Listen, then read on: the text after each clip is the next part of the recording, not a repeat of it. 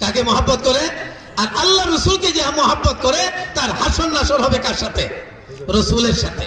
অপর এক হাদিসের মধ্যে আছে, এক সাহাবী বলতেছেন, রসুলকে এসে জিজ্ঞাসা করছেন, ইয়া রাসূলুল্লাহ মাতা সাআ, কিয়ামত কখন সংঘটিত হবে? আই মাতা তাকুমুস সাআ, কিয়ামত কখন সংঘটিত হবে? আল্লাহ রাসূল সাল্লাল্লাহু আলাইহি ওয়াসাল্লাম জিজ্ঞাসা করলেন, আবার উল্টা প্রশ্ন করলেন, মা আদাতালাহা, হে সাহাবী তুমি কিয়ামত কখন সংঘটিত হবে সেই প্রশ্ন করতেছো, তুমি এটা বলো কিয়ামতের জন্য তুমি কি প্রস্তুতি নিছো? কিয়ামতের জন্য তুমি প্রস্তুতি নিছো কি সেটা বলো।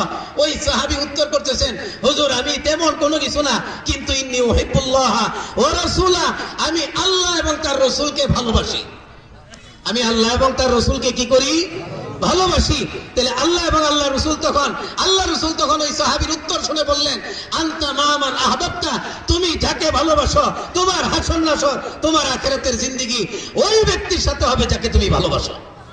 ওই সাহাবী কি বললেন, আমি তো আল্লাহ এবং আল্লাহ রাসূলকে ভালোবাসি। আমরা কি আল্লাহ এবং আল্লাহ রাসূলকে ভালোবাসি? জি। হ্যাঁ, যারা যারা দাড়ি রাখেন নাই এরা কমপক্ষে হাত নামান। যারা দাড়ি রাখেন নাই তারা এই কথা বলতে পারেন না যে আপনি আল্লাহ এবং আল্লাহ রাসূলকে ভালোবাসেন।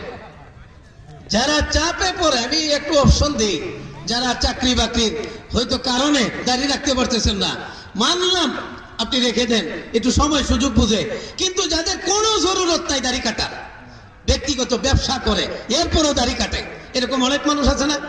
এ তো বিনা দরকারে দাড়ি কাটে, জরুরত ছাড়া দাড়ি কাটে। এই ব্যক্তি যদি বলে আমি রাসূলকে ভালোবাসি, এটা প্রতারণা হয়, এটা ধোঁকা হয়, এটা মিথ্যা হয়।